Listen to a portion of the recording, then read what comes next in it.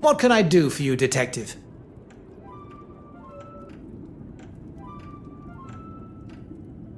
Well, detective, this is a surprise. A surprise, monsieur? I wasn't expecting to be on the receiving end of an interrogation. I had nothing to do with the fire or her death. You are aware of Mademoiselle Court-Smythe's demise? There isn't much in this city I don't know about. And for your little notepad, or wherever you're storing the facts, that report, Farquhar, she was in the office and can confirm I was there. It appears that Monsieur Aylesworth is more preoccupied with proving his innocence than showing any compassion for Mademoiselle Court-Smythe herself. I will not take up any more of your time.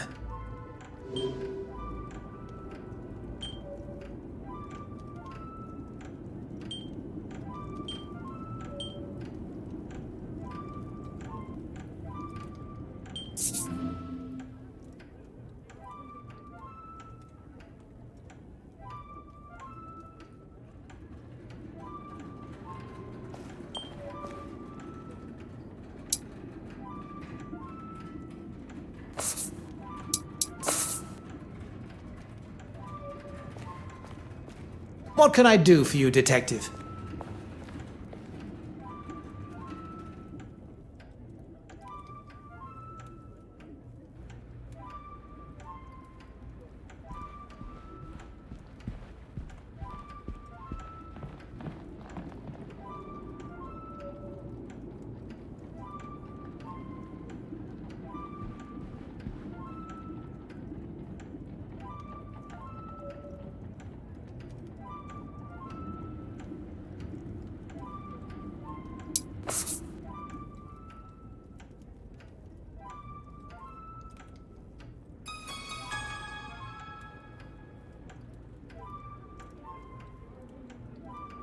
It looks like she was telling the truth after all. About composing the letter, oui. But we cannot confirm where it was penned. What's all this other stuff? I don't think it's from the letter to her father. It seems we have stumbled across the names and addresses for the guests of the gala, although they are not all legible. We have gathered all the information we can from the guests at the gala, all except Betty's husband, Mr. Christensen. oui. We are now in possession of his address, where he is no doubt hiding like a frightened young boy avoiding his headmaster's ruler.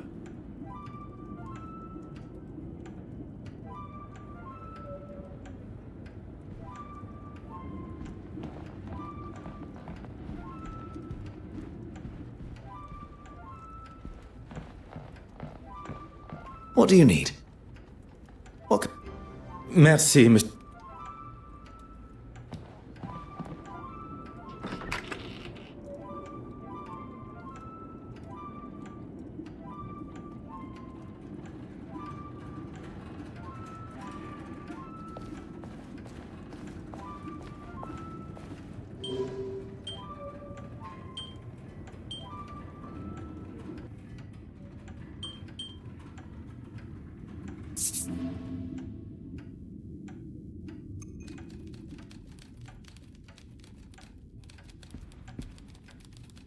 Oh. Voila. And just like that, the address of Monsieur Christiansen's apartment. Remind me why we've lied our way into a man's apartment while he's not here? Monsieur Christensen was accused of harassing a young lady who has now been murdered, and he has not been seen since, even by his wife. Does that not strike you as peculiar? Do you really think he could be capable of murder? I believe everyone is capable, under the right circumstances. And right now, I believe Monsieur Christiansen is in that position. While we have no suspect to question, let us use our time wisely and search for clues. Leave no stone unturned.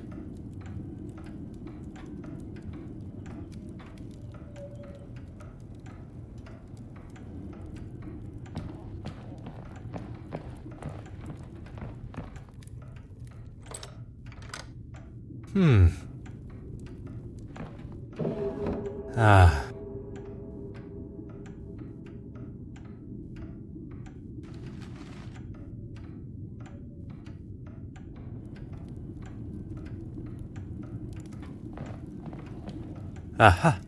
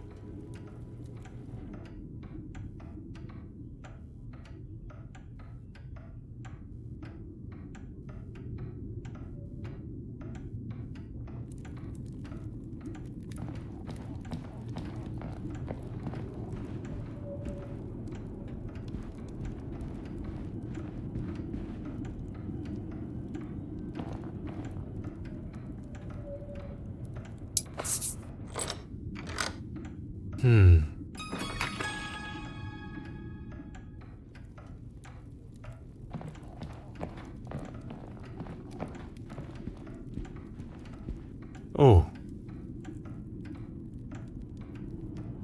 Huh. Aha.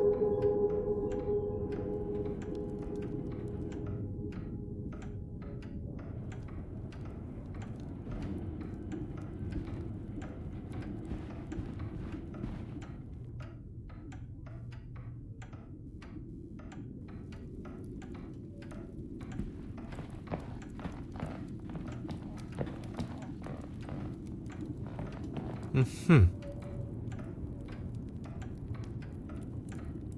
Huh.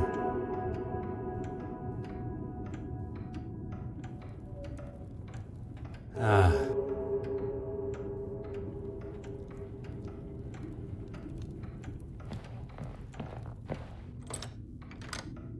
Aha.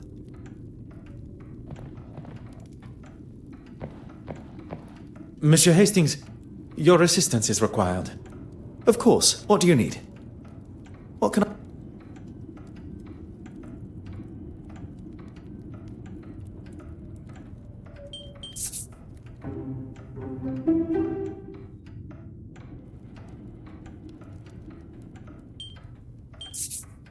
Monsieur Christiansen was at the scene of the crime smoking with Mademoiselle Court Smythe before her death.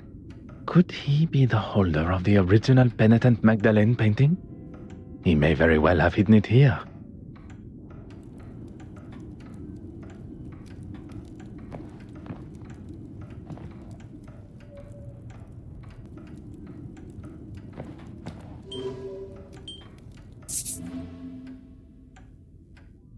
Gentlemen, you're back. Allow me to introduce myself properly. I am Detective Hercule Poirot of the Kingdom of Belgium's police force. You should have led with that before. Nathaniel Dryden, editor of the London Illustrated News. My apologies. I was not aware of your position on our initial meeting. That's quite all right. You were still more polite than most of the people that come through my door. What can I do for you? I did, but that was supposed to be an exclusive. How did you know? It is a detective's job to know such things. Doesn't really explain how, but okay. He said he had something to tell me that was going to blow me away. I couldn't say no.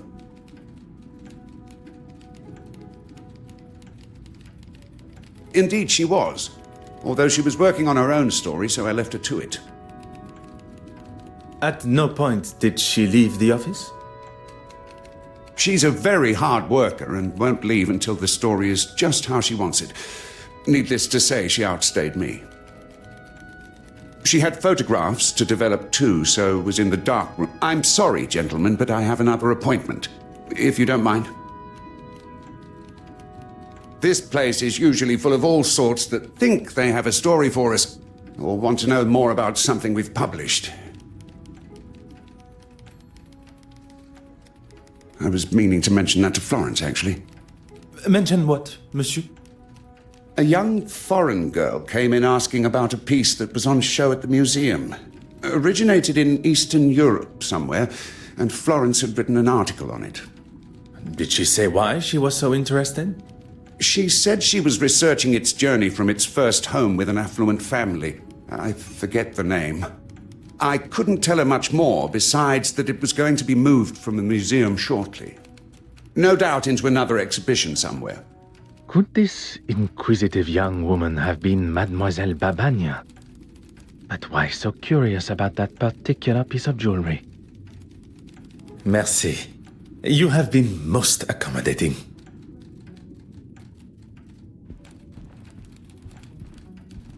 What do you need? What can I... I will not take...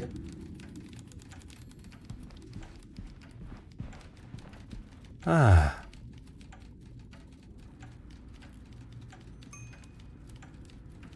Oh.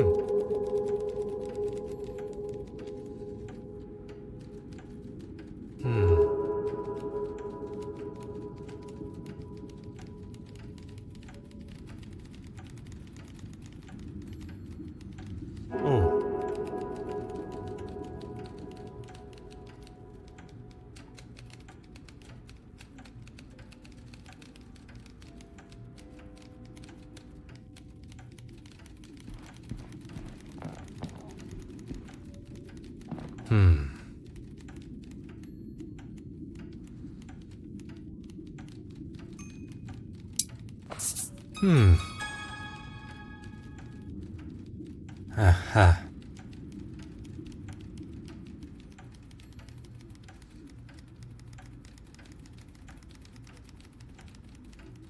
Sacre. What is the meaning of this? It is the missing painting, and this photograph is identical to one that had been burnt in the fire.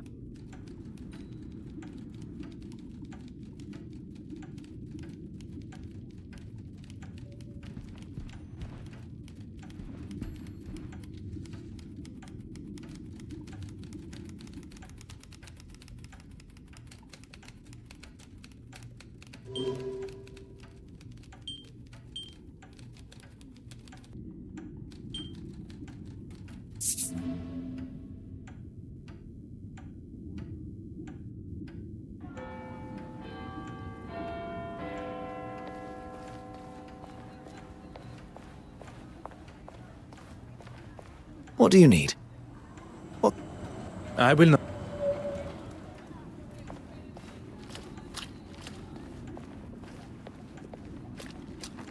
Ah, Poirot. Good to see you. The feeling is mutual, Monsieur Demire. You and your formalities. Let's talk over here. Is everything all right? Miss Farquhar is interviewing Betty. I thought we should talk privately over here. I heard about Irene. Tragic news. And what's this I hear about poison? Who told you that? It doesn't take long for news like that to spread in this city. I would appreciate some discretion between friends. But oui, Mademoiselle was poisoned. Anything I can help with? I won't take offense, as I know you're just doing your job. I attended the evening performance of Betty's show. Anastasia and I had a grand old time. She accompanied you as your date? She was at a loose end after the gala. Don't worry, I'm not here to tread on any toes.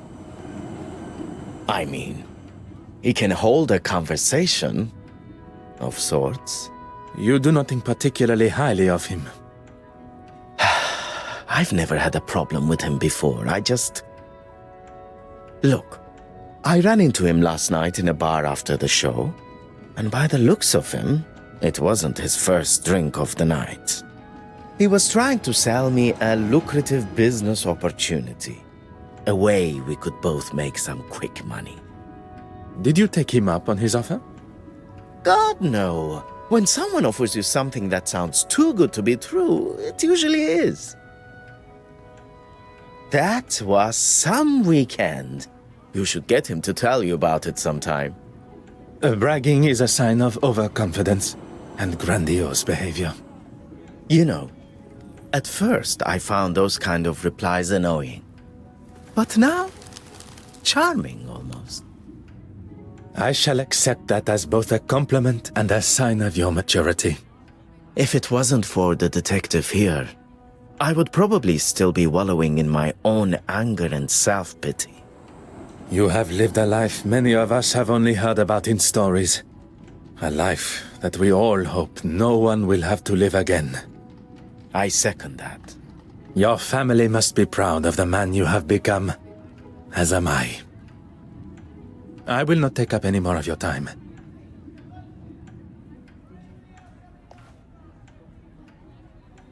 I do not mean to interrupt. Then perhaps you should wait until we have finished the interview.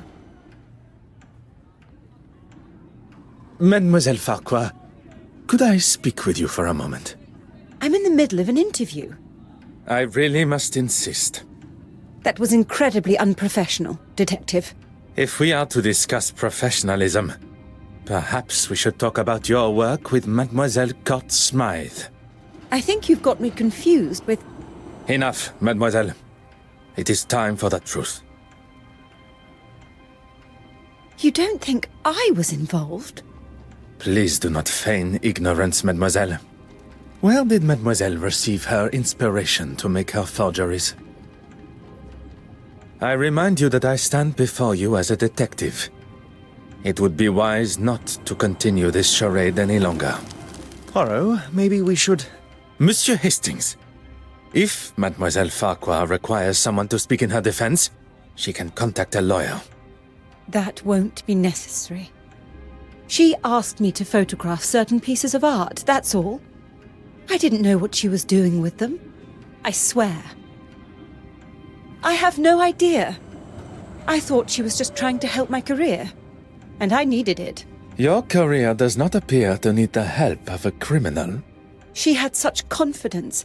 She knew all the right things to say. And she got exactly what she wanted from you. I was financially dependent on her.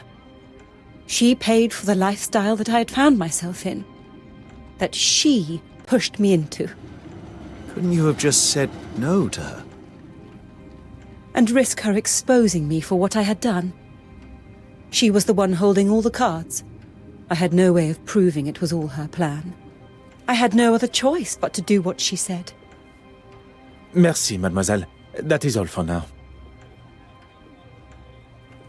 I am sorry to have interrupted your interview earlier. By the looks of it, what you were saying was much more exciting. Care to spill?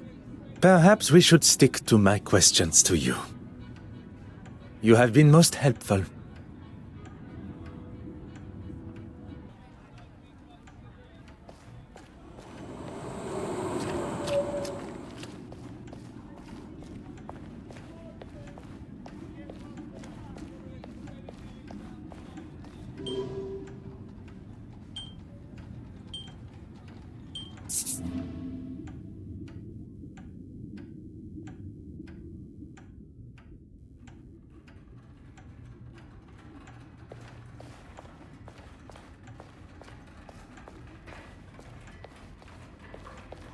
Bonjour, mademoiselle.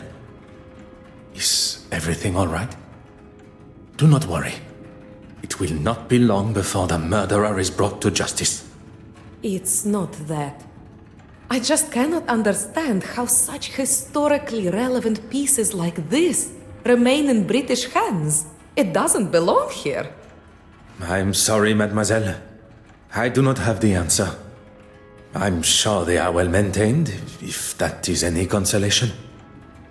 No, I'm sorry. I'm sure this is the last thing you wish to be talking about. Is there something I can help you with? Well, after it was all cut short rather abruptly, we made our way to Mrs. Allen's play. Oui, mademoiselle? Mr. Demir and myself. We were all at a loose end and he was kind enough. Oh, I wasn't aware Mr. Hastings was to be the focus of Florence's article. On the contrary, It is only one of many she took at the gala. What interests me is the brooch. Would you believe I found it? Amazing how careless some people can be. And you were intending on returning it? Of course. It just slipped my mind with all the commotion of the painting. Mademoiselle Court-Smythe no longer requires it. I shall hold on to it for now. Yes, and it was something that I wanted to speak with you about, actually. At the gala, I spoke with the bishop and he mentioned a painting he had seen last year, but it was one that I'd read had been stolen. He couldn't have seen it when he said, well, it didn't sit well with me. So when Evelyn escorted you both to the restoration room and he left, I followed him. I stayed well back, and the bishop is hardly the most threatening. I followed him into his church, but he was gone. I looked everywhere, but he was nowhere to be seen. It was like he just evaporated. He is a man of God, not a magician. I don't know what to say. He wasn't there. I decided to wait outside, but when he eventually left, he had a wrapped package under his arm. You have been most helpful, mademoiselle. I shall not take up any more of your time.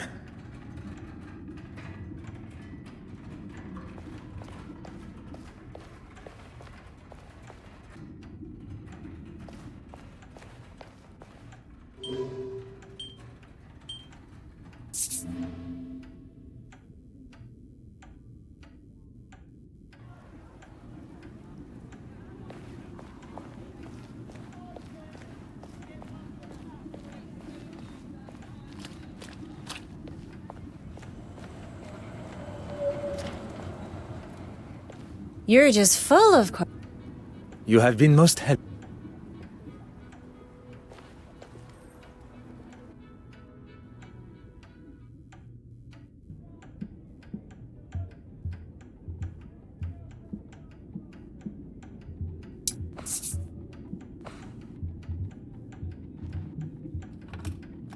Oh.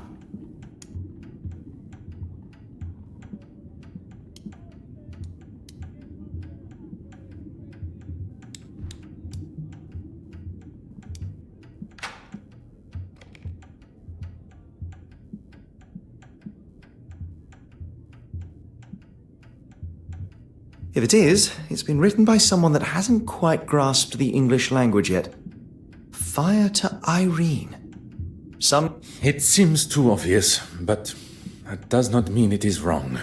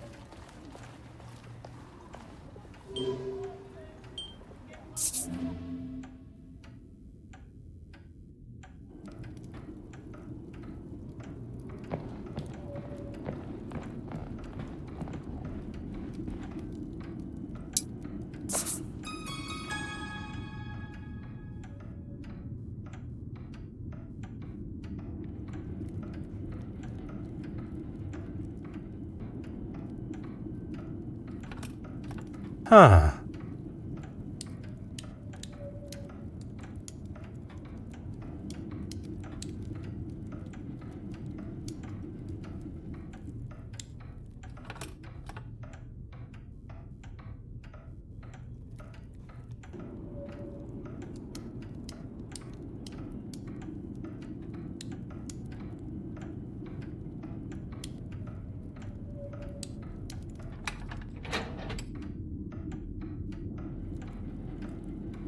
Huh.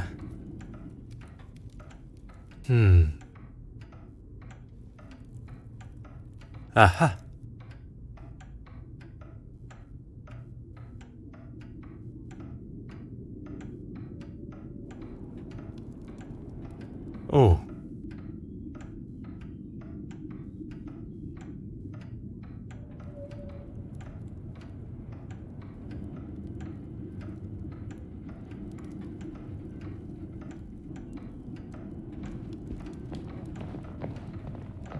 What do you need?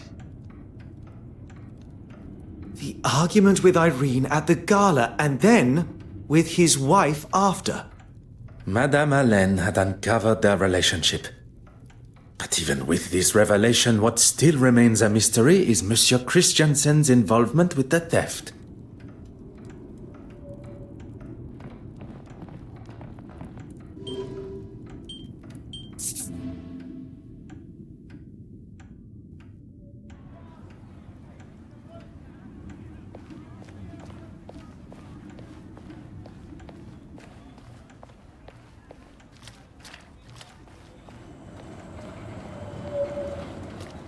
You're just full of own. You don't just own an animal detective. He's part of our family. Pardon. And his name? Enoch. And I ask you the question, what's he got to do with anything? And how do you know about him? Purely curiosity, madame. Enoch. A splendid name for a most handsome dog. And it was your husband that mentioned him at the gala. It means faithful in Norwegian. It was Johann's idea. You have been most helpful.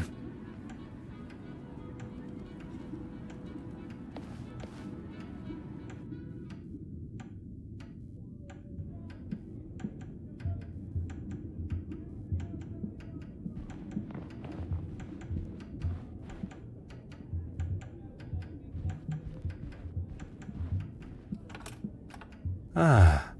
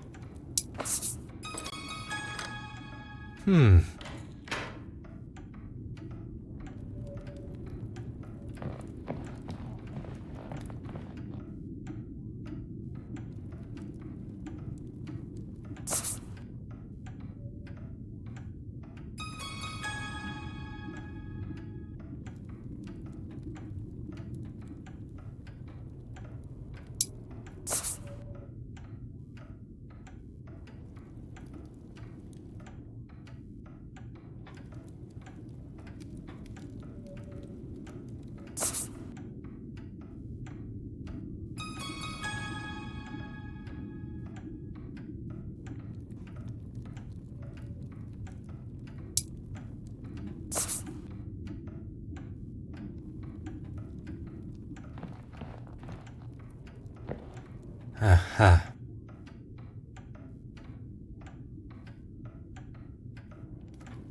Ah.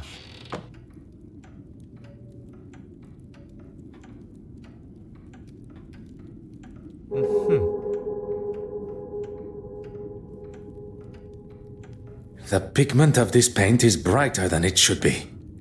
Meaning? We have found our second forgery. Oh. Ah. Poirot, the door.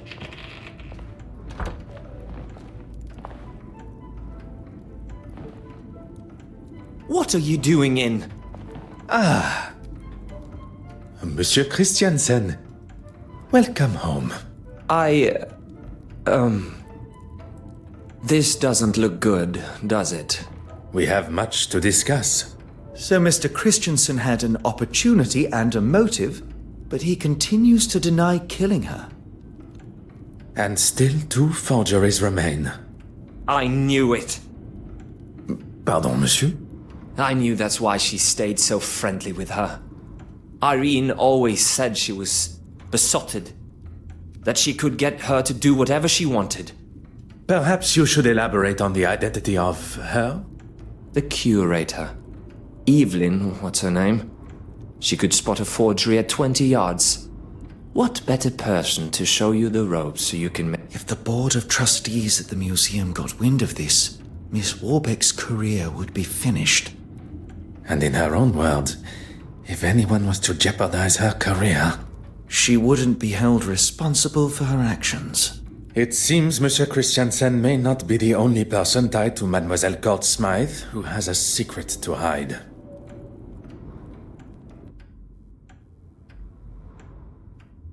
Madame Hélène has confirmed the surprise appearance of her husband during the intermission of her show. And as expected, Monsieur Hastings, there is something troubling you? If I may speak freely. You do not have to ask my permission. This is all very overwhelming. We seem to be taking 1 step forward and 2 steps back. I can understand your confusion, but you cannot allow it to consume you and your emotions to take charge. Easier said than done. I just... Oui, monsieur? Must you be so hard on her? I presume you refer to Mademoiselle Farquhar. You talk about emotions not taking charge. She is a suspect in a murder investigation, not a guest at afternoon tea. If Mademoiselle Farquhar is more important than discovering the truth and I would have thought you would know better of me by now. I'm sorry, but I don't agree with how you spoke to her.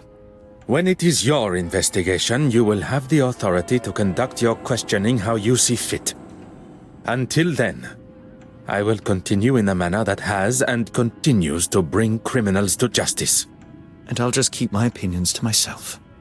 Let us focus on the case. What do we know about Mademoiselle Warbeck's relationship with the deceased? Mr. Christiansen suggested she had romantic feelings towards Irene, but she was just another of her pawns. She cleaned the master key to hide Mademoiselle Court Smythe's actions. But perhaps she then became worried about her own involvement. You think she could have killed her to stop the truth coming out to the trustees? Which would in turn ruin her career. It is certainly a possibility.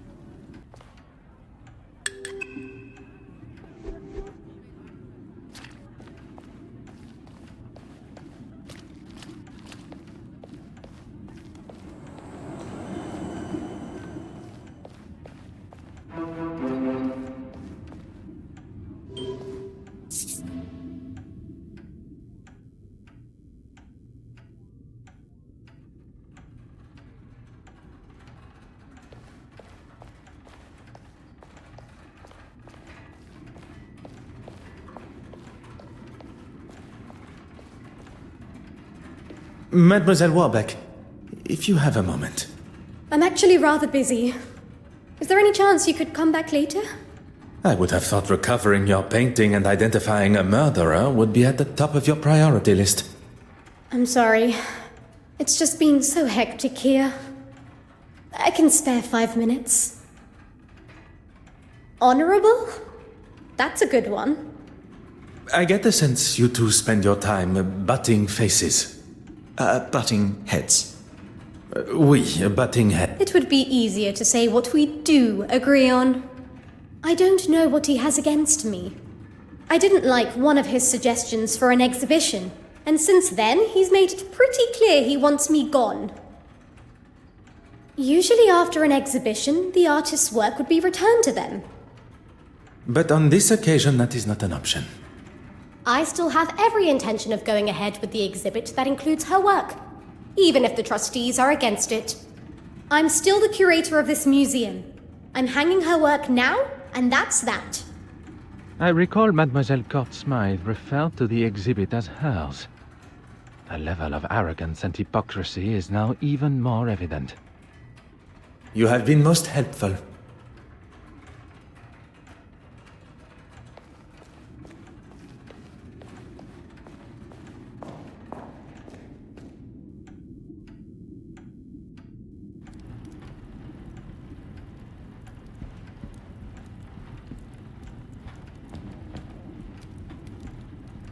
Oh. Huh.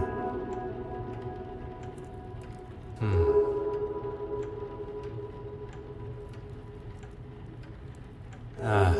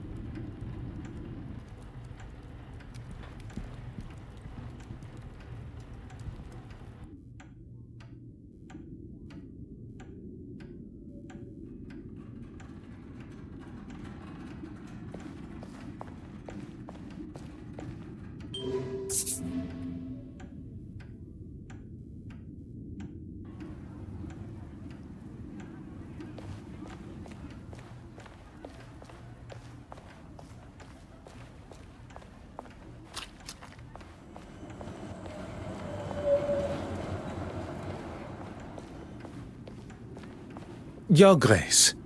Detective Poirot, good morning.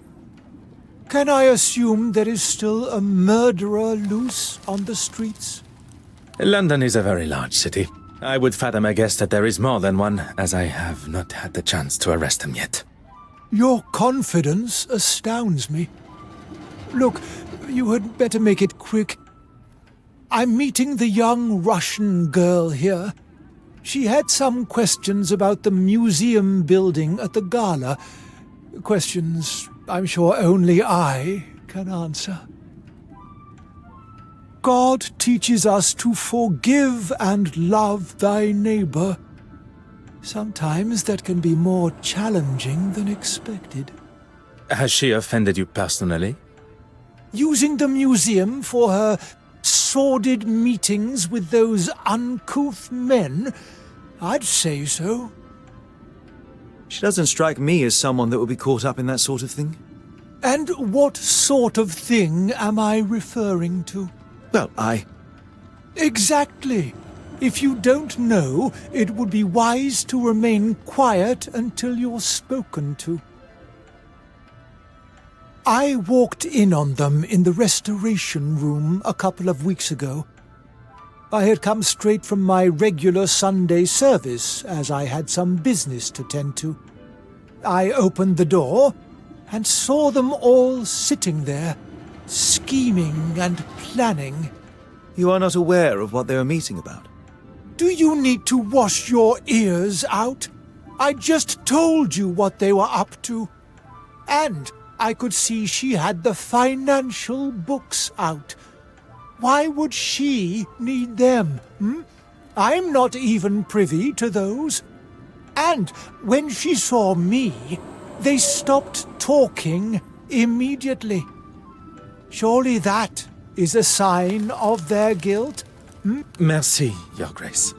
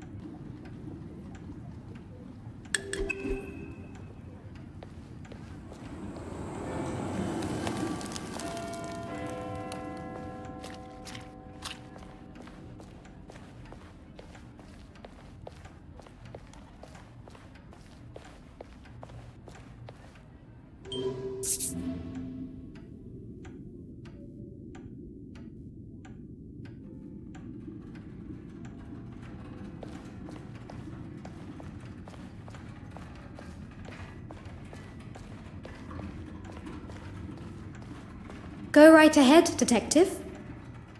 Is it necessary? You do not wish to impede my investigation? No, but I don't really understand what they have to do with the case. It is important that... That is quite all right, mademoiselle. It was not my intention to make you feel uncomfortable. You have been most helpful.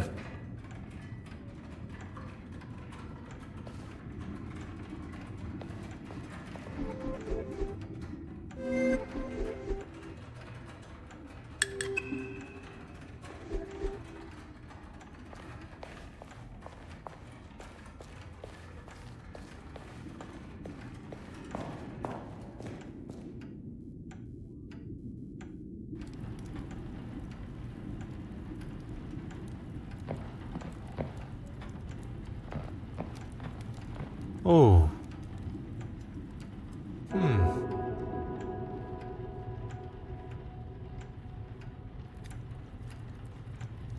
Aha.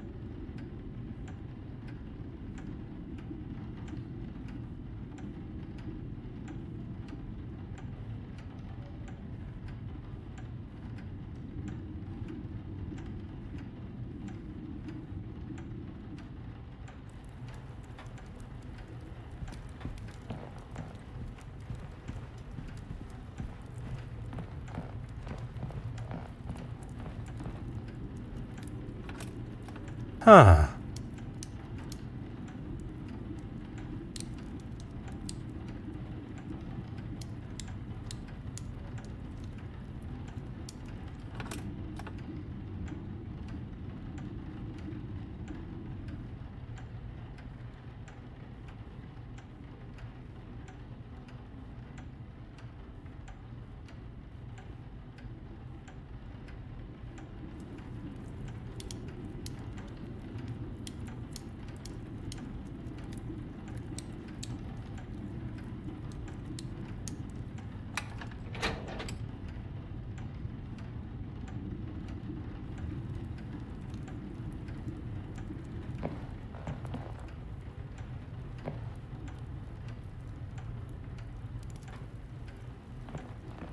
Oh. Huh.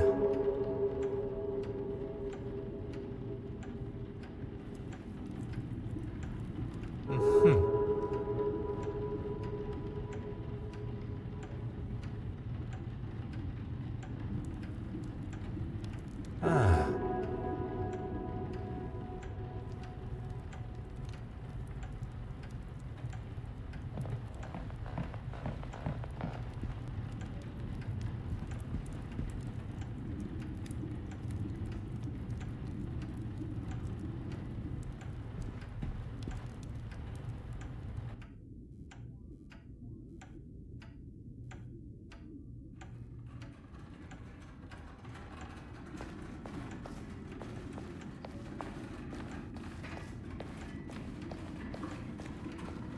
Go right ahead, detective.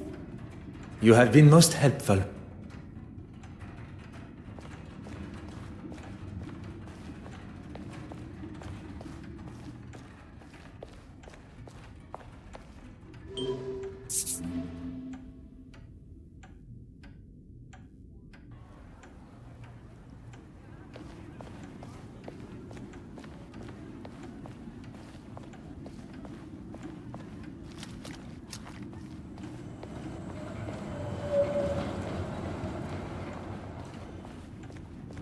Go on, then.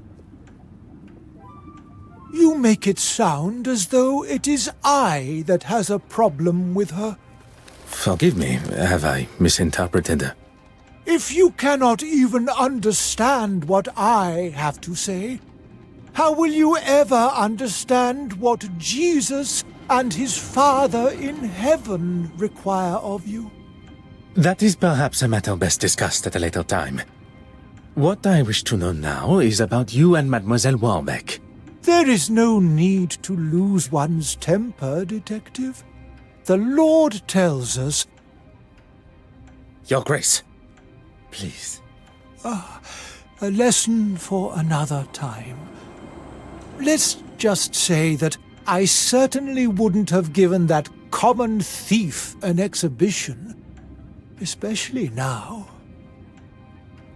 Merci.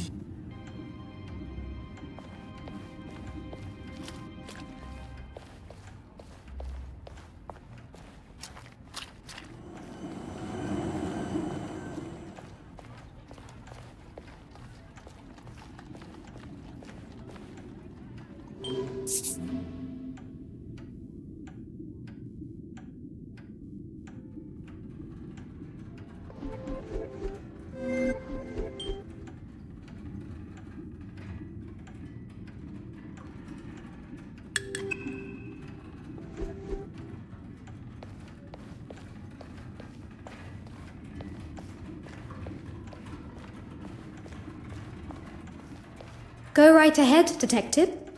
You have been most helpful.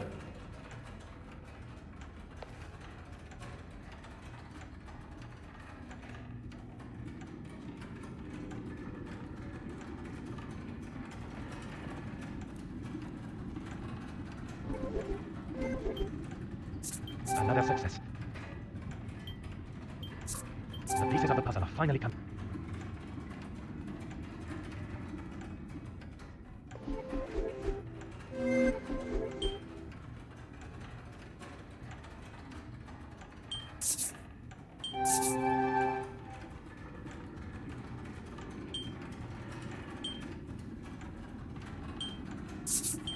One step closer to revealing the truth.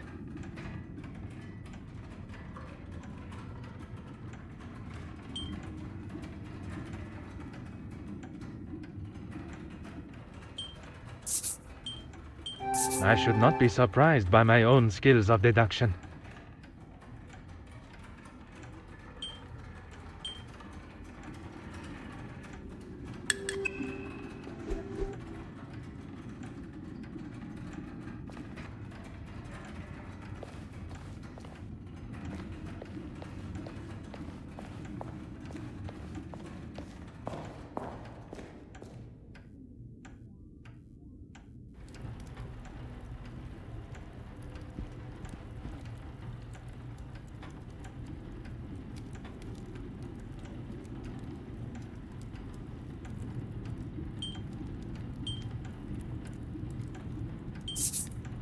Bishop Mountjoy was quite adamant Mademoiselle Warbeck's meeting was something untoward.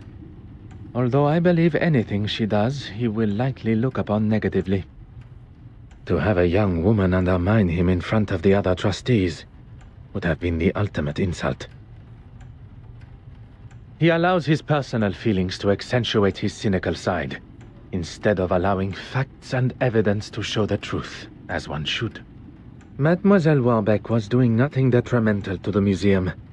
In fact, quite the opposite with her attempt to modernize it, likely against the old-fashioned trustees' opinions.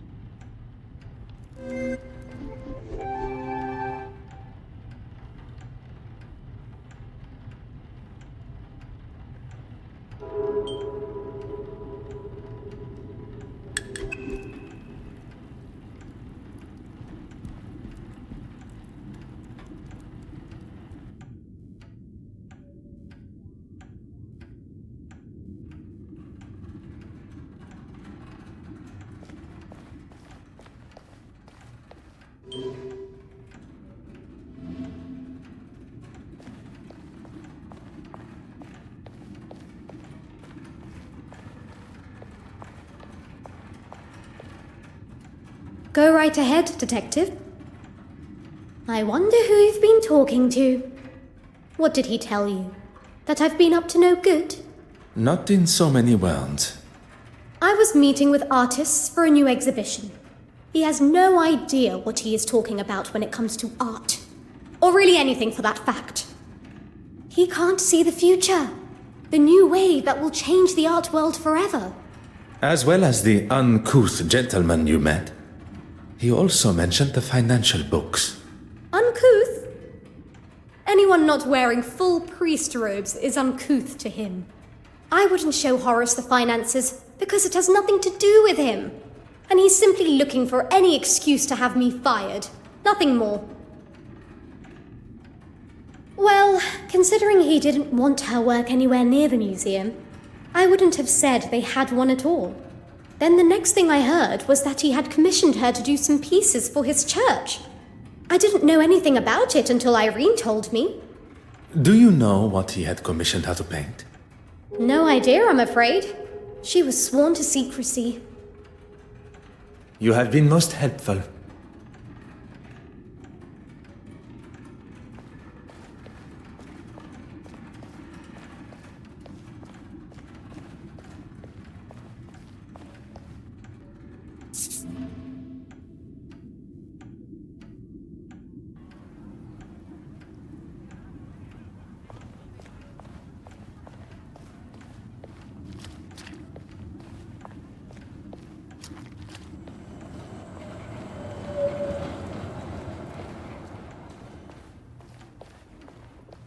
Go on, then.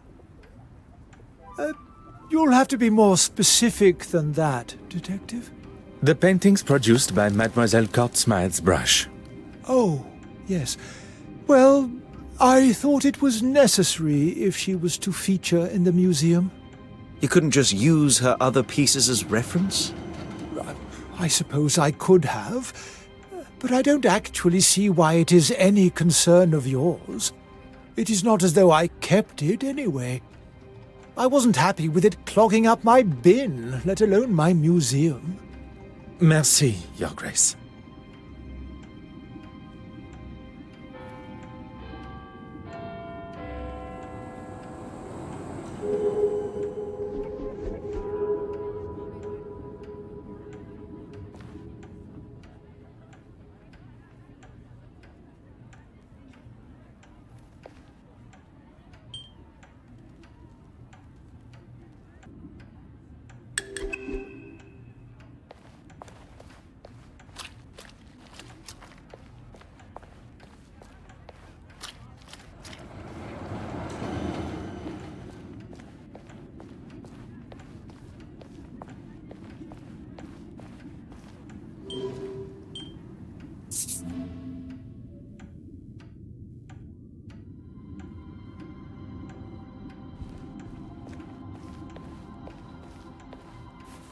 Aha.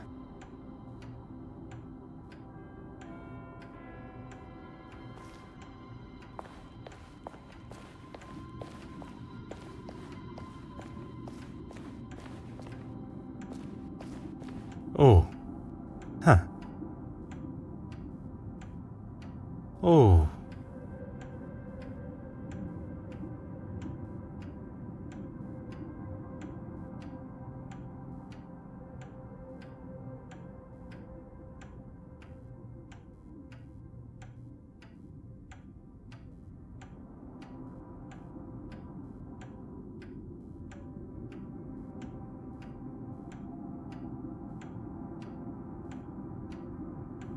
Huh.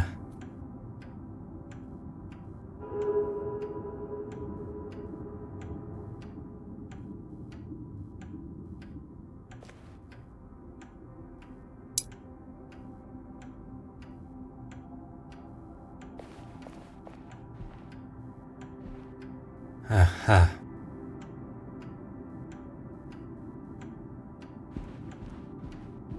Mm-hmm.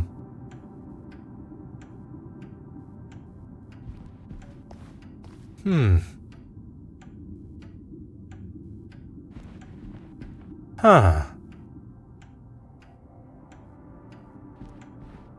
Oh.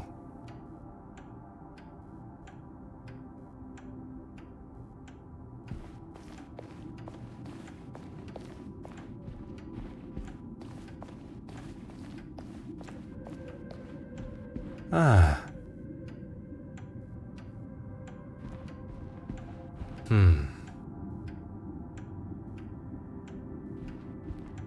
Ah.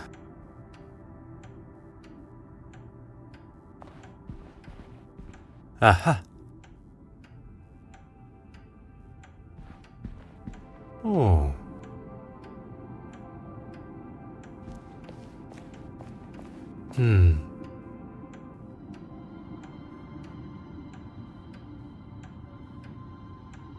Huh.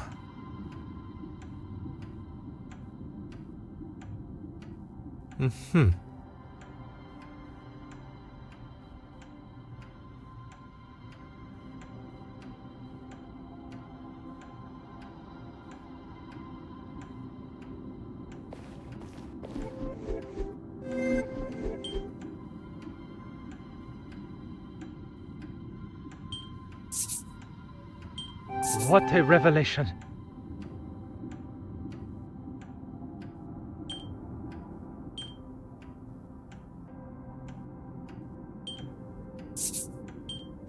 Magnifique!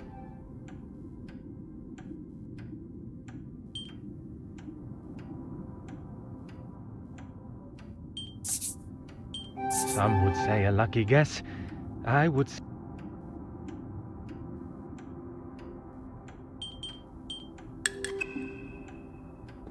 It appears that the good bishop has been replacing the church's original artworks with fakes painted by Mademoiselle Court Smythe. He commissioned her to make these forgeries so that no one would notice when the originals disappeared. Disappearing where, though? You don't think he's selling them, do you? Why else? Mademoiselle Babagnan appears to have been right about the bishop's connection to the black market. Now, Hastings, we must ask ourselves, where might Bishop Mountjoy be hiding the original paintings from the church before he sells them on?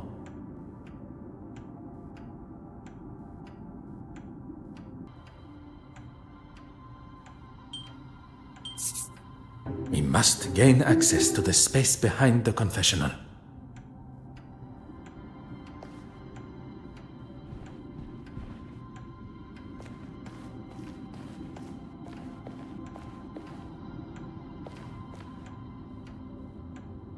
Ah. Ah.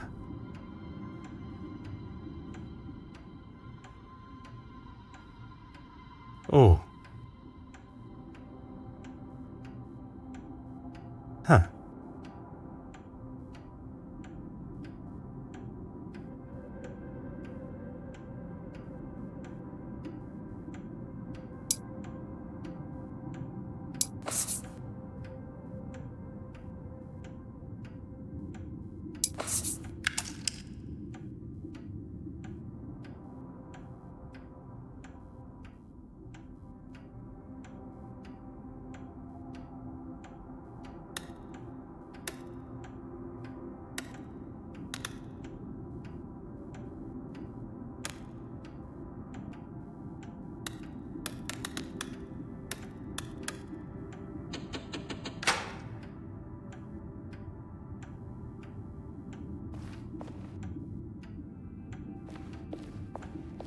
Aha.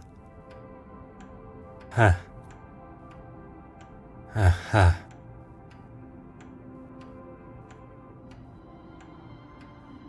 Oh. Oh.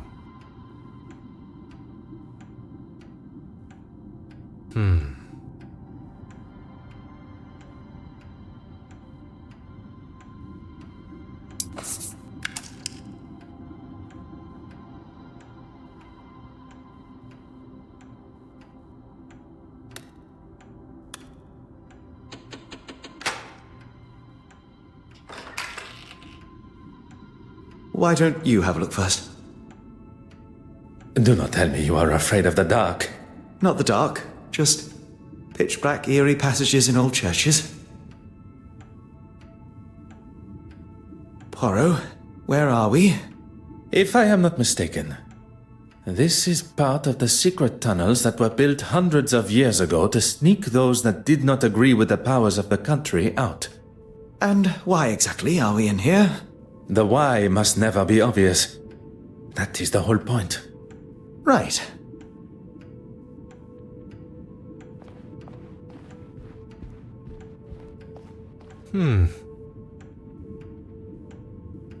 Aha.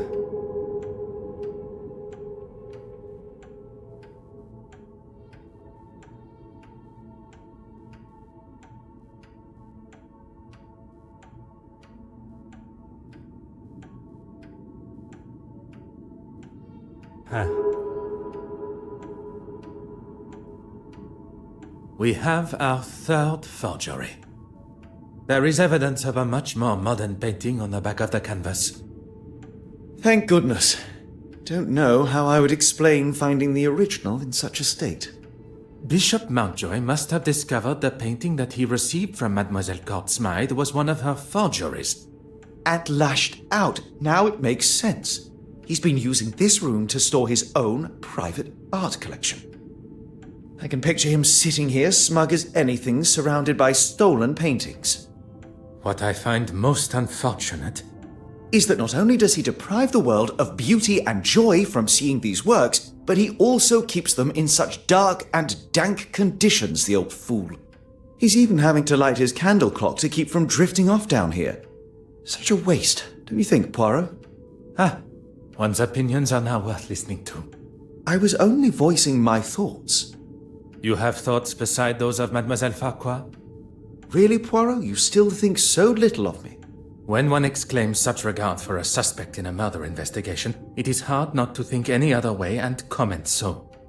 You may not be so accustomed to the idea of showing, or at least having, some form of empathy for our fellow man. There is a difference between empathy and lust. And there is a difference between commenting and being rude and obnoxious. I was not expecting Monsieur Hastings to be so sensitive on the matter. Perhaps this conversation is best saved for when we are not trapped together. What was that? Oh, just the bishop's candle clock. I don't know about you, but I've had enough of this place. Let's get out of here. What are you doing, Poirot?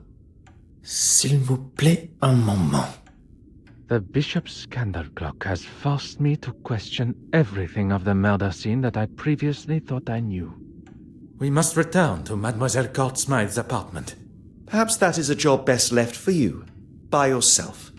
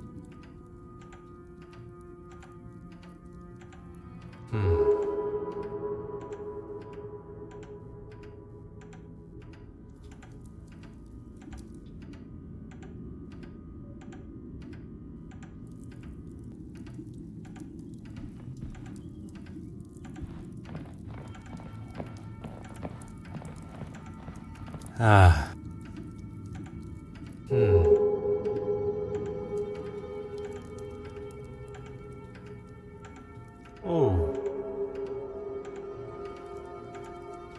Aha.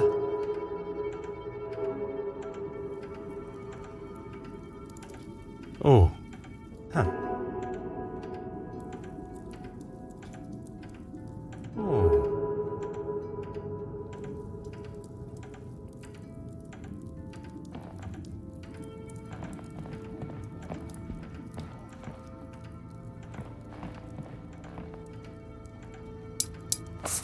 Aha.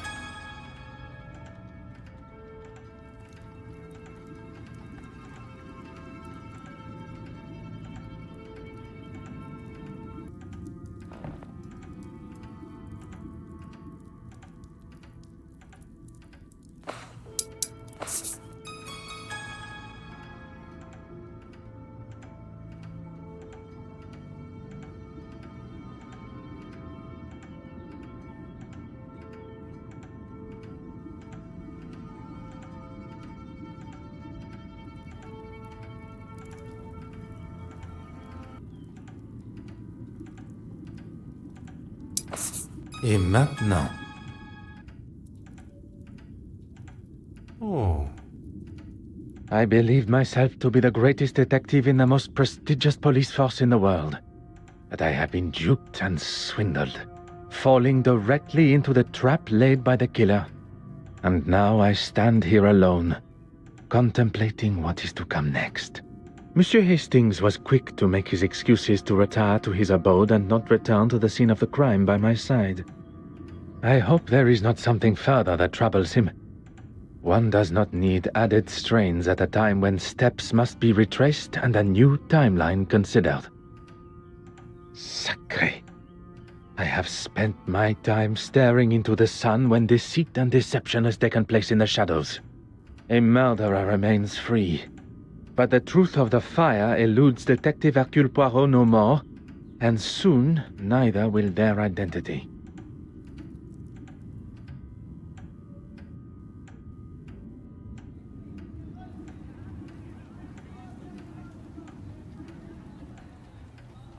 I cannot believe I allowed myself to fall for such a deceptive move. The killer knew I would ask for an alibi, and now though I have the upper hand, the killer believes that I have extinguished all avenues of my questioning, unaware I know the truth of the fire. I wish Monsieur Hastings were here. I was perhaps too harsh with him. I know of his want for the same as I, the truth. But now I fear that I have lost him to my own tenacious demeanor. Now more than ever do I need my little grey cells working at full capacity. Monsieur Demire and Mademoiselle Babagna. I am glad to say that they both still have alibis, as the show had just reached its second act. I can be sure that neither was involved. Mademoiselle Farquhar. She claims that she was in the dark room developing pictures, and even with this new discovery, her alibi stands. Monsieur Dryden can confirm. Monsieur Christiansen, one of my key suspects, drinking alone except for a brief encounter with Monsieur Demire. But Madame Allen can substantiate his trip to see her at the theater to apologize during the intermission. Which leads us to the good Madame Allen, on stage performing. Innocent. A side note, I must make an effort to see her production. From what I have heard, she sounds quite captivating. The Honorable Bishop Mountjoy. His Compline prayers had not yet begun, but Mademoiselle Warbeck and he were together in what I can only imagine to be an uncomfortable meeting for them both. Her innocence has already been confirmed, although upon learning of how she has been treated, I would not have been surprised. Last but certainly not least, Monsieur Aylesworth, and the article in the newspaper documenting his, as some see, heroic speech amongst the House of Commons is alibi enough for the murder. And where are we left now? Every suspect seemingly as innocent as they were yesterday. But when one looks most innocent, that is when Detective Poirot is most suspicious.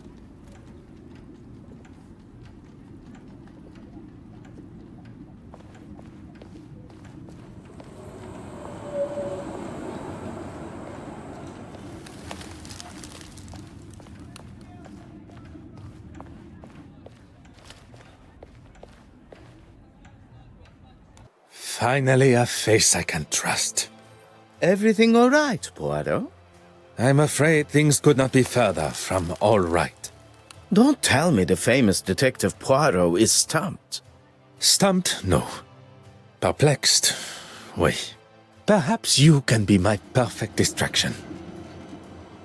I may not be the celebrated doctor that my father hoped for, but I still like to keep up with recent medical journals. And what is the latest discovery? This particular article is about the effect of cocaine on the user's body. I thought I liked to have a good time, but that drug, too much for me.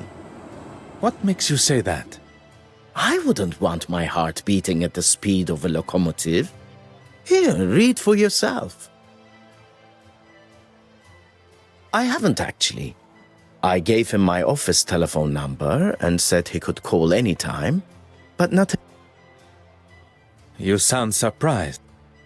He probably wants to keep his health issues out of the public eye. Hence me offering to help, but he seems to be just fine, surprisingly. Do you think there is a chance he could have faked it all? How those little grey cells of yours work sometimes. Amazing! Please, my friend. You're serious? Don't know why, but I suppose he could have. At this point, anything is a possibility. I think a visit to Monsieur Aylesworth at the Royal Society of Art is in order. Mademoiselle Babagna, a pleasure as always. Good morning, gentlemen. I'm afraid my pleasantries are to be cut short this morning. I have a most pressing matter.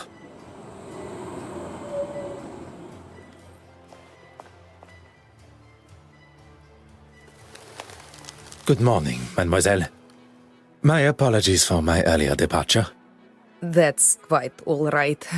Mr. Demir informed me of the facts.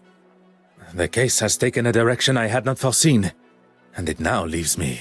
I will not stand here and listen to you wallow. How can I help? Merci, mademoiselle. Whatever you need. I must get...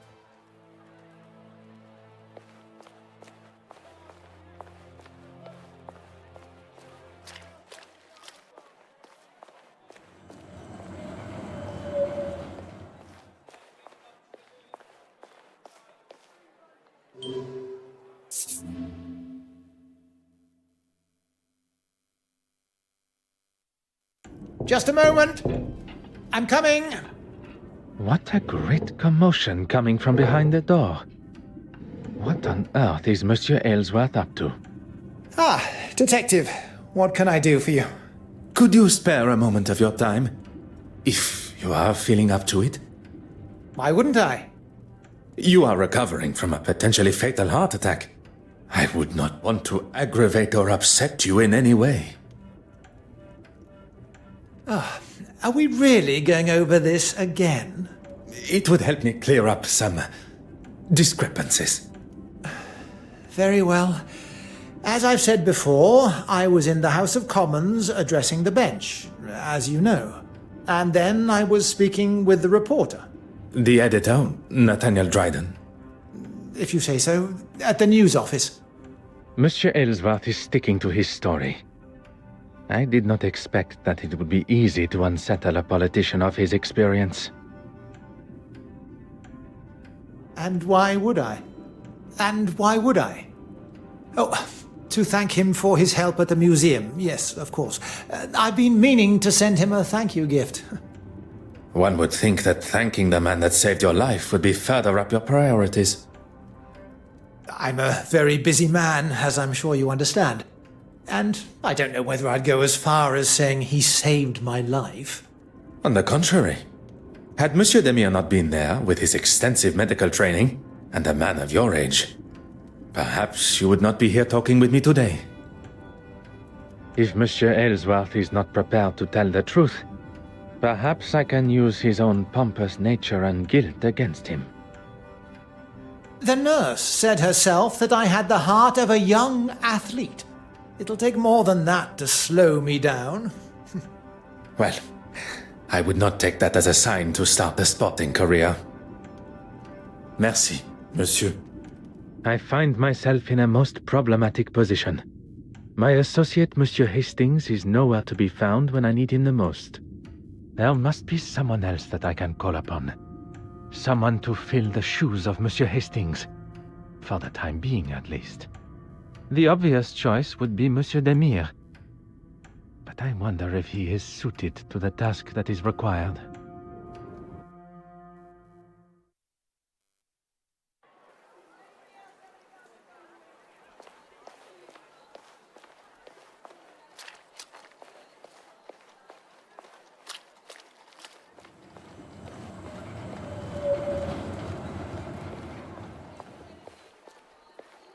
Whatever you need. I must get back. You need only ask. Go on. I require a distraction. I promise you will come to no harm and... Who am I to distract, and from what? Monsieur Aylesworth, I need to gain access to his office without his watchful eye. Detective Poirot, preparing to cross the line of law. Not cross, merely tiptoe alongside. I assume you have already devised a plan? A requested tour of the Royal Society of Art building should give me appropriate time. Then that is what I shall do.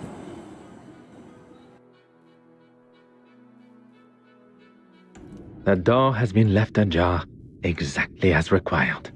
I could hear Monsieur Aylesworth fumbling around behind his door on my last visit, and combined with his hesitation to open his door to me, I can presume he had something he did not want Detective Poirot to see.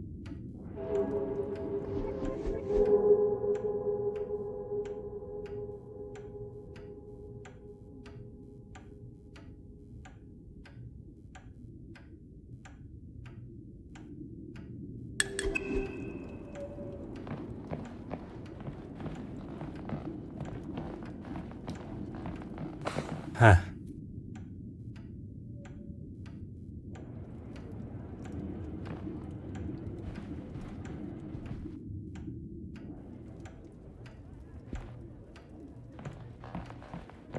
Ah.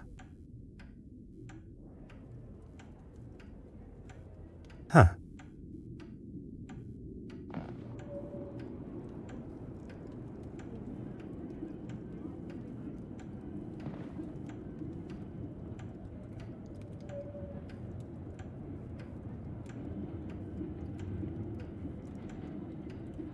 Hmm.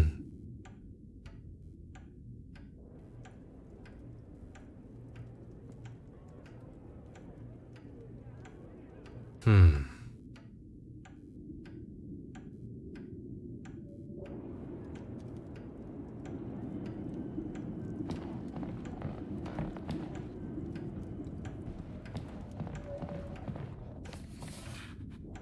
Oh.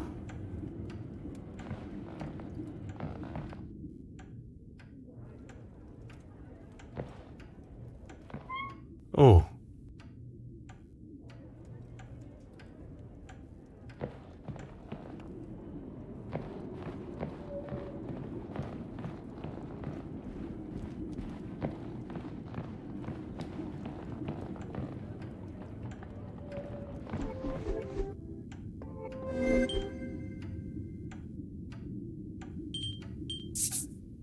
Hot on the culprit's heels.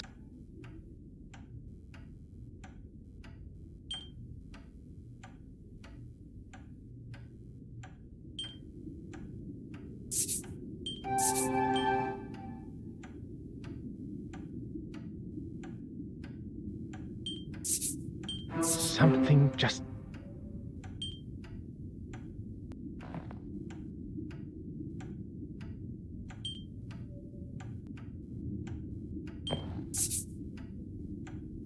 The answer was staring me in the face.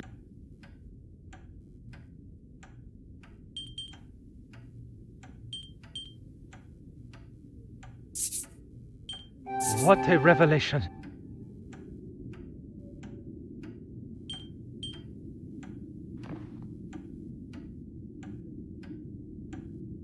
Lucky.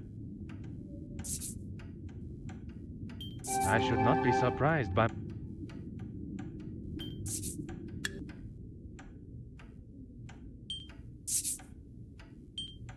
Voila!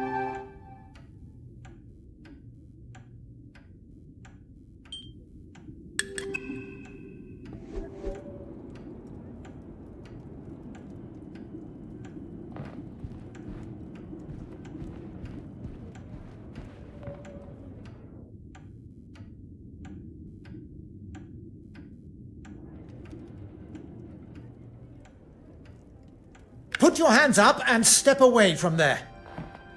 Monsieur, there is no need. Enough of your phony pleasantries. Let's see what the real police have to say. The first thing they would notice is the politician aiming his revolver at an officer while they are conducting official police business. I'm sure they would agree. I have every right to protect myself from a foreign intruder. If you were to lower the gun, perhaps we could discuss the situation we find ourselves in. You may have authority in your own country, but not here. Now, explain yourself.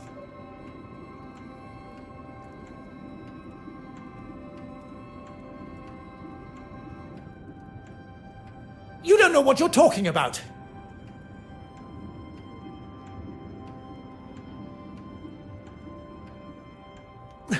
Enough! I need a second to think about all... how has it all come to this? No, it's not my fault. It's... It is not too late. Your intentions were good. Scotland Yard will look sympathetically at... If you had just left that fool Hardwick to it, we wouldn't be here, and I wouldn't have to do this. I have done nothing but remain honorable to my oath to uphold the law. It is Monsieur's choices and actions that have brought us to this point, and he must accept responsibility for what is to come.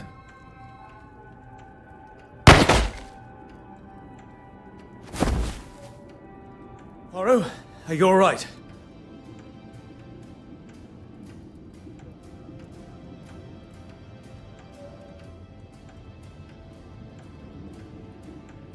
All the better for seeing you, Hastings. I was worried I was going to miss him. Your timing and accuracy could not have been more perfect. What do we do now? We take our leave. And what about him? Will he be okay? He shall be fine. Although I am not envious of the sore head he will awake to. Come, there is much to tell. Behind the bookshelf. But I never...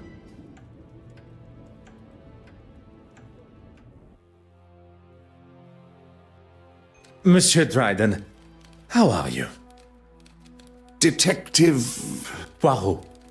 Yes, of course. What can I do for you? She is, but not here, I'm afraid. Do you know where she is? She said something about heading back to the museum. For what, exactly? Forgive me. I recently inherited a number of belongings from a deceased relative, including an undeveloped spool of film. I'd like to help, but there isn't anyone here that could develop them for you. I'm more than capable, and I'll leave it tidier than when we arrived.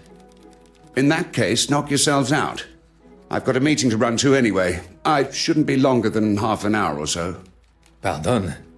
Where has this confident and daring version of Monsieur Hastings been hidden? We all have a hidden side. It's just our own choice of when to show it. So our first step is... Don't tell me there is something the great Detective Poirot doesn't know. I must concede that photography is something I have little experience in. Lucky I'm here then. We need to start with a tray filled with developing fluid.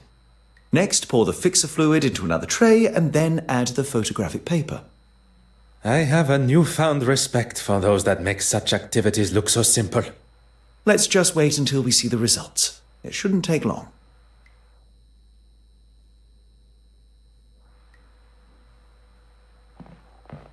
Oh.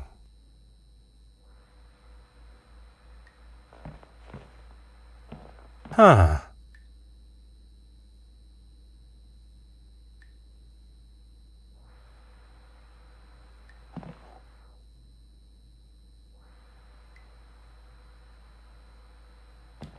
Aha. Ah.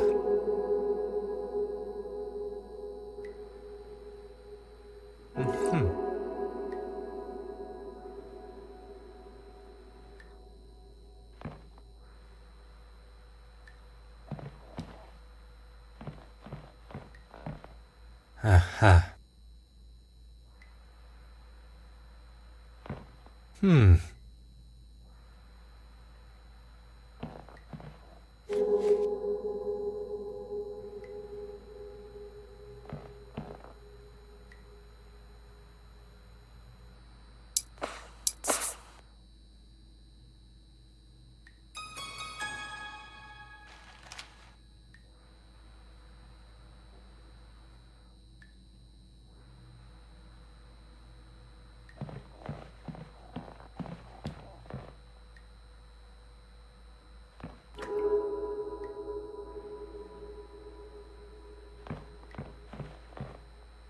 Oh.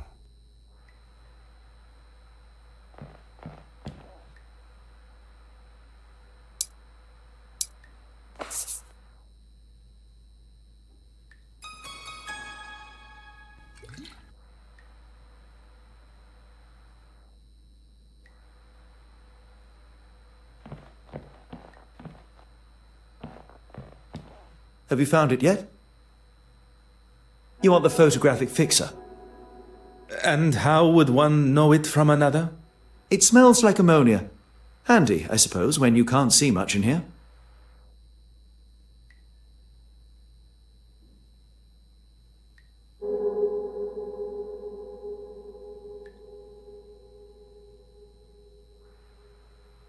We've already been... I have no intentions of continuing our previous conversation. What we must address now is her potential guilt. She didn't steal the painting, though, we know that. Her guilt in Mademoiselle Court Smythe's murder.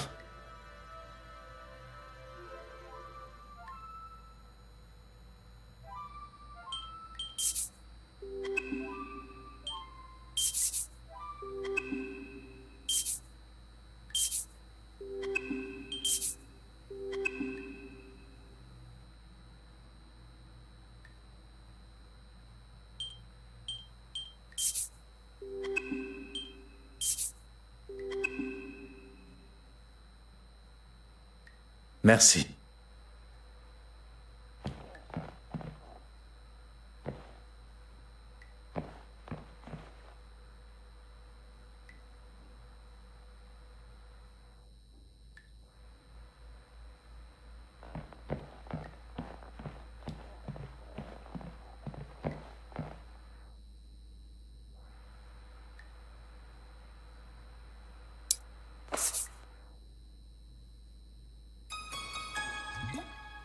Okay, I think that's everything. Oh, Is there a problem? there shouldn't be, but there must be light coming in from somewhere. Is that not the point of a dark room? That it will allow no light in to damage the photographs? We need to find where the light's coming in from and damaging the prints. You continue your work, and I shall find the curious light source.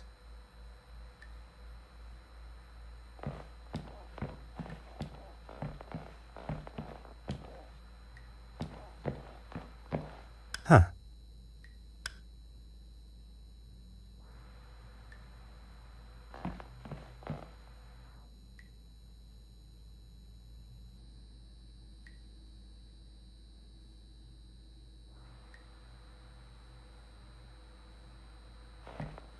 Monsieur Hastings, may we talk a moment?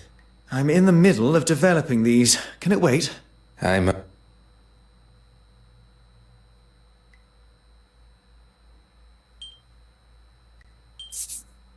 Mr. Poirot, you are a genius.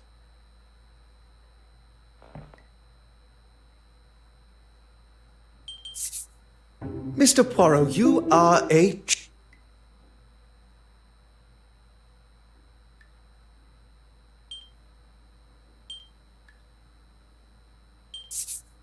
That would never have even occurred to me.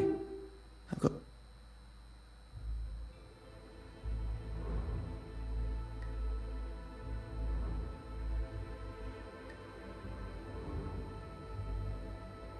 Is that...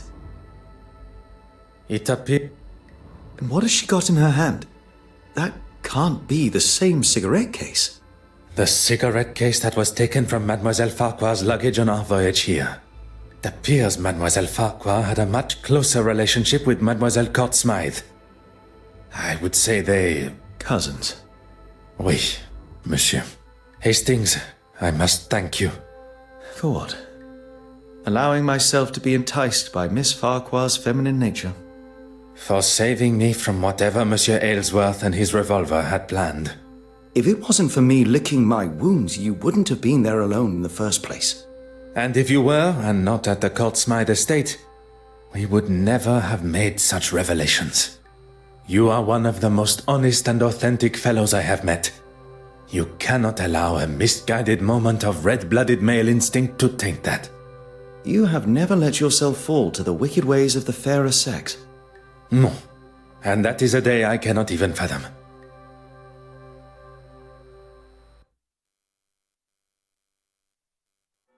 With Hastings' help at the Court Smythe estate, something I would have liked to have considered, we now know the reasoning behind Mademoiselle Farquhar's brutal actions towards her own cousin. The circumstances around the murder need no further consideration, but the location of the missing penitent Magdalene still frustrates me.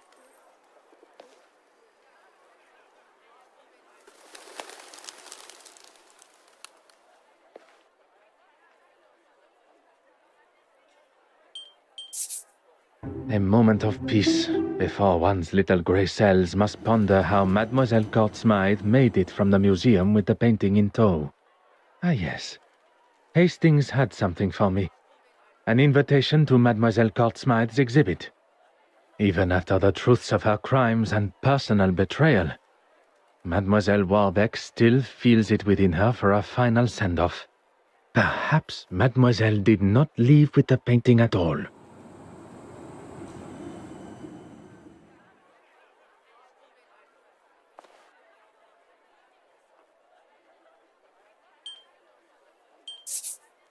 Poirot, there you are. What are you... On this occasion, there is no time for pleasantries. We shall finally bring the mystery of the missing painting to an end. We must return to the scene of the initial crime, the Royal Edward Gallery.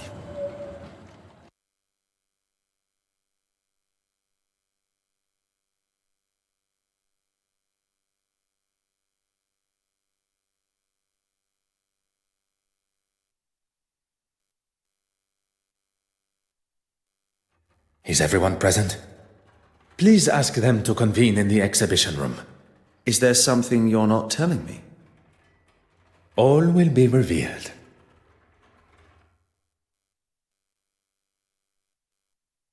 Messieurs et mesdames, thank you for joining us here today. What's this all about? Yes, my time is rather valuable. I thought everyone was here to see the exhibition. I'm all for looking at some real art, as long as it's not all hers. I understand the frustration and hostility that most of you must feel towards her. For some, even... Hatred, loathing, disgust. Betty, please. Even after everything, you stand here and defend her? I'm not defending her. If anyone should hate her, it's me. Perhaps you should move on. In this room is where it all began. Or at least, that is... We are all aware Mademoiselle Court Smythe was behind the painting's disappearance. But it was not a moment of greed that drove her, but rather a well-orchestrated plan that involved most of you tangled in her web of lies and deceit. All right, we all know why we're here. Maybe you can speed it along a little. At the detective inspector's request, I shall forego the series of events that led up to the theft of the penitent Magdalene painting. Perhaps a fitting place to begin would be with the death of Mademoiselle Court Smythe. If that's going to get things moving. You are all aware of the fire and murder that took place at Mademoiselle Court Smythe's loft apartment. The fire that she started after having one too many. That is where the difference between desire for the truth and the actual truth go their separate ways. Inside Mademoiselle's apartment was the penitent Magdalene painting, or at least a forgery, one of 4 produced by her own brush. The fire was set purposely, in an attempt to destroy evidence and hide the true nature of her death. Poison.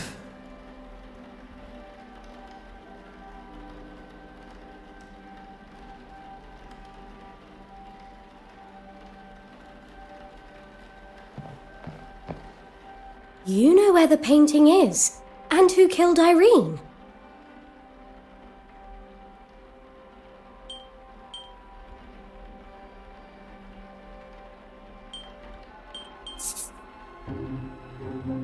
Mademoiselle Warbeck, do you remember the words you used when...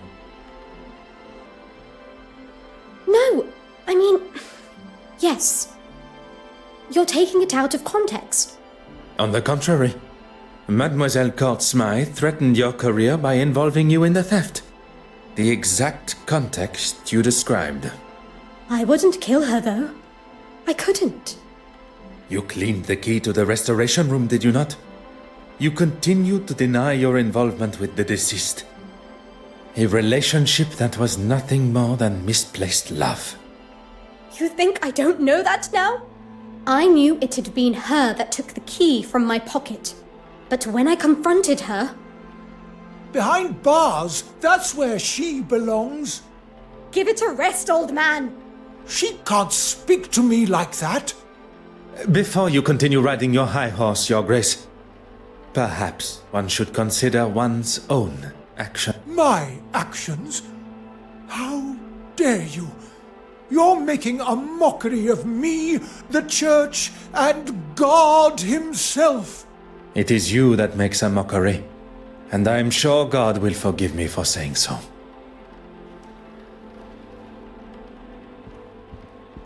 This is all going to make for some story.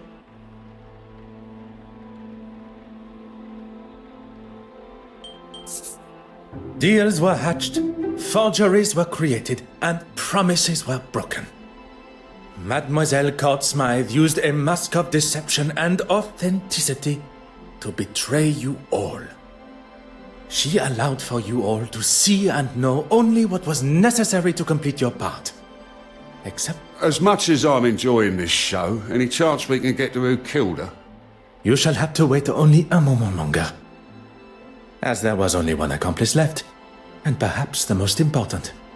Not only her aid in the museum, but in the construction of the forgeries. Mademoiselle Farquhar's deception began before I had even left the shores of Belgium. You were part of it. The whole time. Taking us all for fools. Haven't you caused enough damage?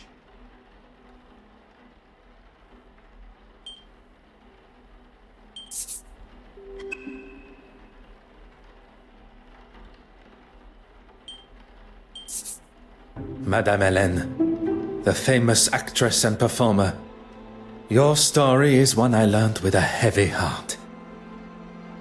Look here.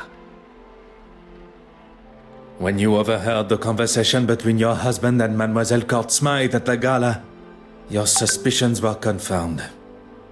I did everything to keep you happy, but it was never good enough. It began with an infatuation, but turned into a relationship. With the money stolen from your wife, you planned on running away together. So that's why you took it. You coward. She manipulated me from day one. She used me. She used her. Oh, just keep it shut. Perhaps, for once, you should listen to your wife.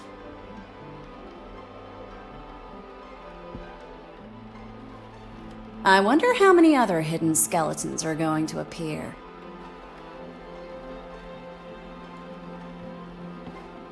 I know you have a flair for the dramatic, but I do have a job to do. I have dedicated my life to serving God.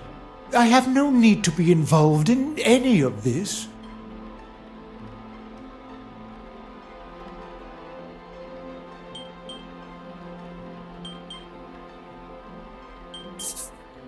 The pieces you had commissioned by Mademoiselle Court-Smythe, which hang on your church walls. Why are we even standing here listening to this man? Has this got anything to do with, frankly, anything?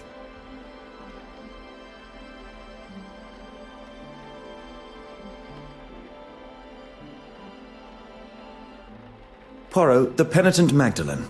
How could one forget? We have already discussed one of the multiple forgeries, and found amongst your hidden collection the second. Mademoiselle Court-Smythe sold you a forgery that you believed to be real, and upon learning of its fabrication, you lashed out, destroying it. One should not allow oneself the arrogance to consider themselves the smartest in the room, especially when they have already fallen foul to another's lies and deception. I am sure theft and embezzlement are questionable enough in God's eyes.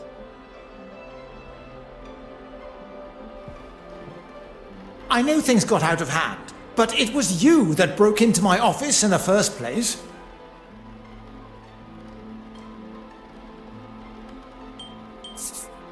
There still remained one missing forgery. The image of the honorable and distinguished gentleman that you present yourself as has gone on long enough. It may seem like an alien concept to you, but we English, we take great pride in how we present ourselves.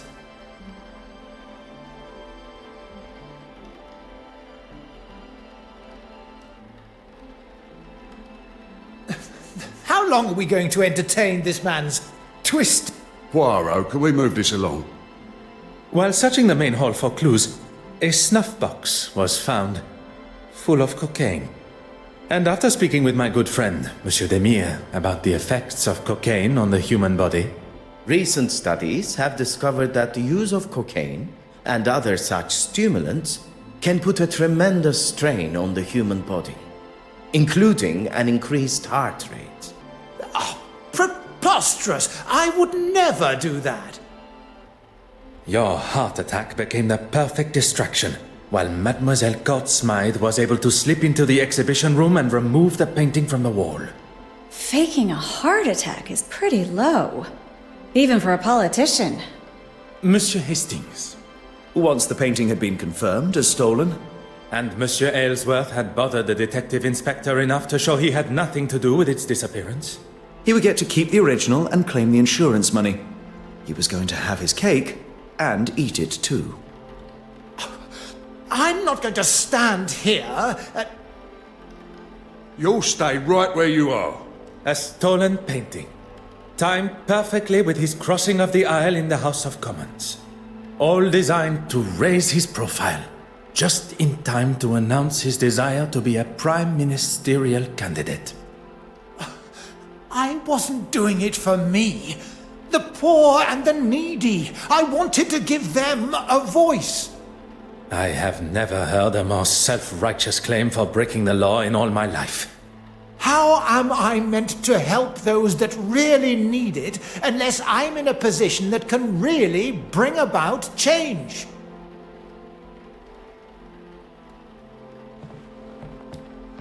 It all ends here, where it began.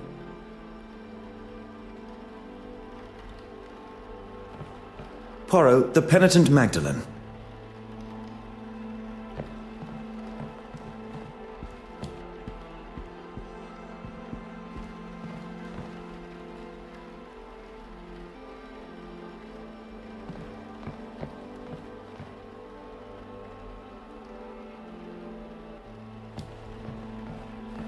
Deep down, I knew she never loved me, and it was all too good to be true. As Blake said, hindsight is a wonderful thing. This is all going to make for some... And now, I have nothing, thanks to you. I wonder how many other hidden skeletons are going to appear. I know you have a flair for the dramatic. Oh, congratulations! What slim chance you had of making it into heaven is gone now. I hope you're happy with yourself. My political career is over.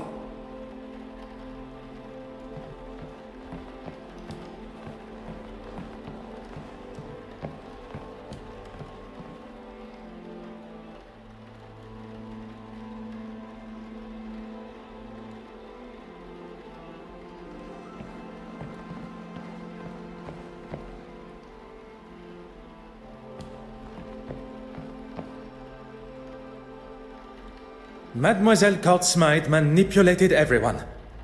But that does not excuse the parts that you all have played. Poirot, the murderer. Tell us now, or I'm marching them all down the station. Of our suspects, all guilty in some form or other, only one committed the ultimate sin. Monsieur Christiansen, a lover, jilted and tossed aside from a life promised together. Mademoiselle Warbeck, another that was promised her heart only to become a second, caught in Mademoiselle's web. Monsieur Aylesworth, angered at a foolproof plan backfiring.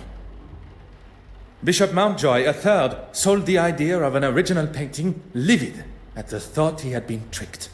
Mademoiselle Farquhar, trapped in a partnership where you did not receive what was owed to you. All with motive, but lacking opportunity. Until the realization that someone had used a timer to set the fire.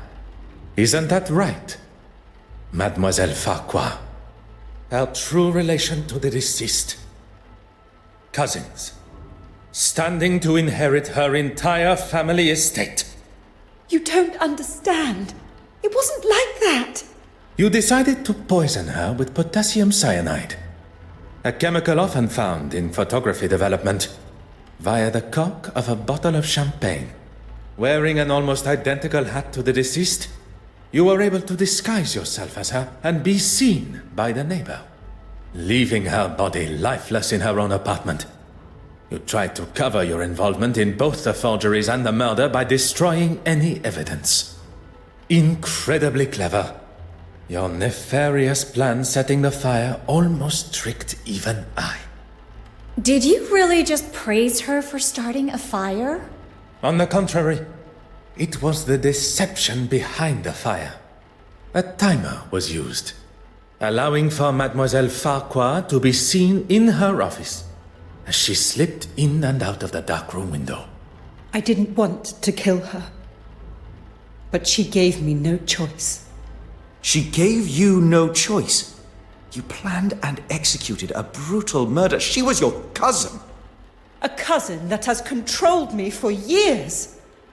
I couldn't escape her. She held you captive? I did not see a prison cell in her apartment. No, of course she didn't. Emotionally and financially, I was her captive. I was a struggling critic. But she taught me how to stand up for myself and get what I wanted. You were aware of her scheme all along?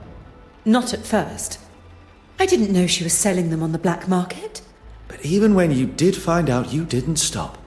There was always a reason I couldn't. And what money I did get, she would hold for me. I couldn't remain under her control anymore. There was no other way. Mademoiselle, there is always another way. All I see is the student becoming the master. Detective Inspector, perhaps it is time that Mademoiselle was escorted to the police station. The truth has been revealed, and Mademoiselle Courtsmythe's murderer will pay the price for her crimes. There is something you're forgetting, though. If you think for a moment that the location of the original painting has slipped my mind. Go on then, where is it?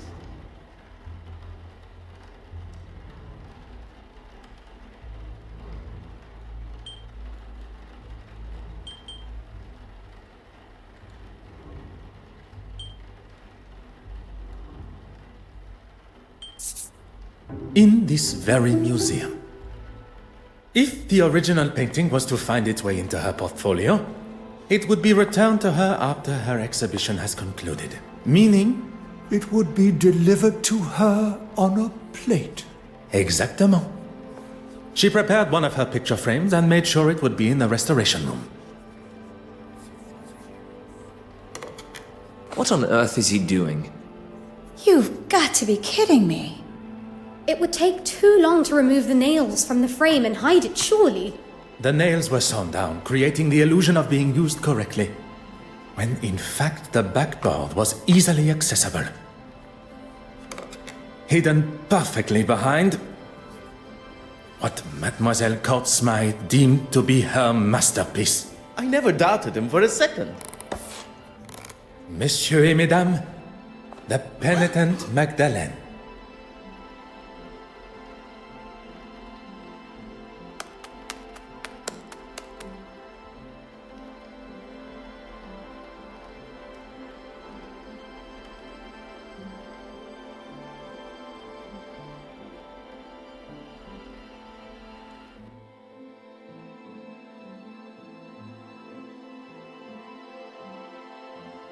Well, detective, you've solved both the theft and murder. I am rather impressed. Finding the murderer and solving 2 thefts would have been far more impressive. 2 thefts? You already have another case? You have forgotten Mademoiselle Farquhar's missing cigarette case. Oh, of course. Do you think Miss Farquhar lied about it going missing after all? Perhaps it really was worth something. Mademoiselle Farquhar is far from an honest woman. Lies tripping from her tongue at every turn. But if her motive was indeed to fake theft and claim the insurance money, she would surely not have left it lying where Mademoiselle Babagnan claimed to have found it. Mademoiselle Babagnan's motive is now clear. How she pulled off such a cunning theft still eludes me. Something Hastings said has my little grey cells fired up. Nothing is ever quite what it seems. I suppose we are all forgeries or counterfeits in some form or other. Could Mademoiselle Babagnan have pulled the wool over my eyes in a similar way? I must return to the evidence from the ship with this new perspective.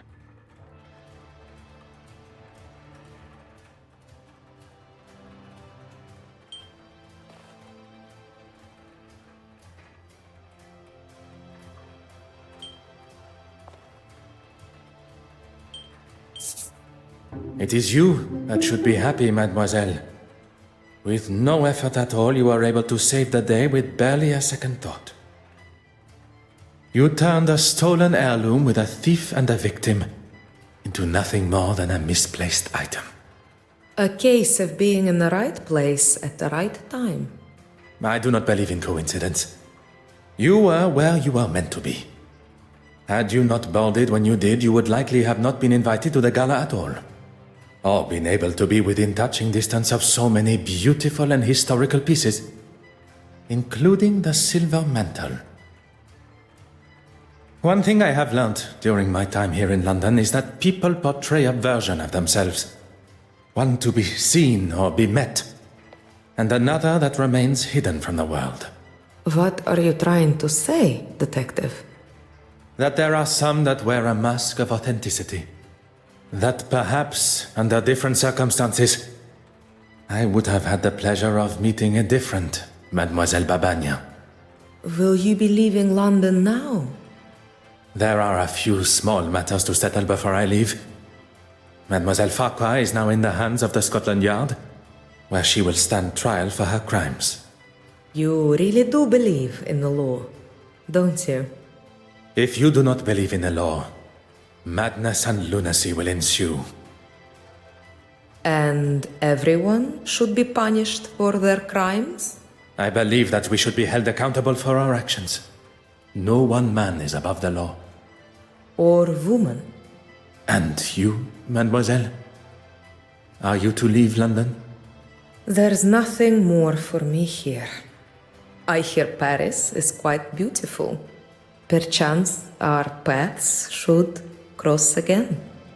Perhaps, under those different circumstances. I look forward to it, detective.